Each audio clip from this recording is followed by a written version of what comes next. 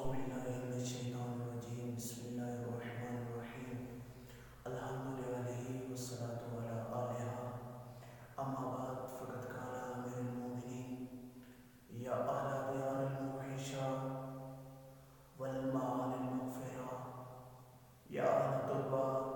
يا أهل الغربة يا أهل الوحدة يا أهل الباشا أنتم لنا فرد سابق ونحن لكم تبع لاحق أما الدور فقد سكنت أما الأزواج فقد نكحت أما الأموال فقد قسمت هذا خبر عندنا فما الخبر عندكم ثم التفت إلى أصحابه فقال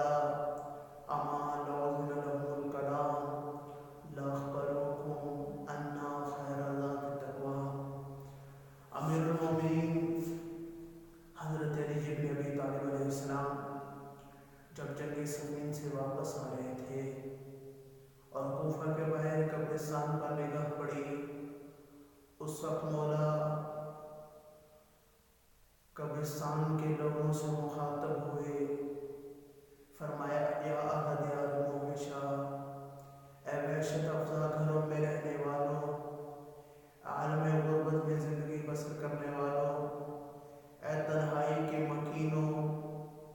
اے اندھیری راتوں میں بسر کرنے والوں، انتم لنا فرد سابق،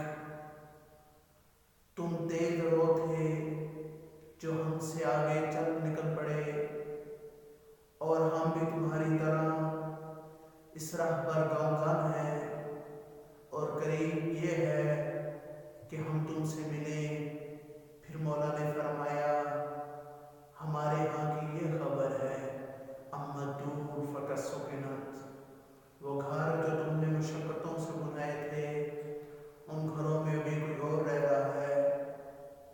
اما الازواج فقد نکحت، تمہاری عورتیں کسی اور کے نکاح میں چلی گئی ہیں، اور وہ مال جو تم نے دن رات ایک کر کے اکٹھا کیا تھا وہ تمہارے ورثاء میں تقسیم ہو چکا ہے۔ پھر میرے مولا نے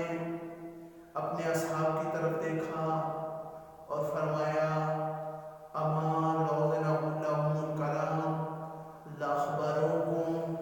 أن خير ذات التقوى۔ علی علیہ السلام فرماتے ہیں اگر انہیں کلام کی اجازت مل جائے تو یہ تمہیں پکار پکار کر بتائیں کہ بہترین ذات راہ تقویٰ ہے،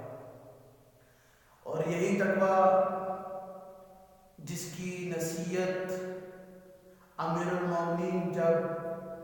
اس دنیا فانی کو چھوڑ رہے تھے اس وقت مولا نے ایک نصیحت کی تھی اپنے بچوں کو، اور فرمایا تھا میرا بیٹا یہ صرف تمہارے لیے نہیں، اوصیکما وجمیع ولدی واہلی ومن بلغ کتابی، میرا بیٹا میں تمہیں وصیت کرتا ہوں، اپنی تمام اولاد کو کرتا ہوں، اپنے تمام اہل خانہ تک کو کرتا ہوں، اور جس جس تک میرا یہ پیغام پہنچے میں اسے یہ وصیت کرتا ہوں۔ کون سی وصیت؟ مولا فرماتے ہیں اوصیکما بتقوی اللہ، میں تمہیں وصیت کرتا ہوں کہ تقوی الہی اختیار کرو۔ عزیزان گرامی، علماء فرماتے ہیں تقوی کی تعریف یہ ہے کہ انسان معصیت خدا سے اجتناب کرے اور اطاعت خدا کو بجا لائے۔ دعا ہے کہ خالق ہمیں متقی بننے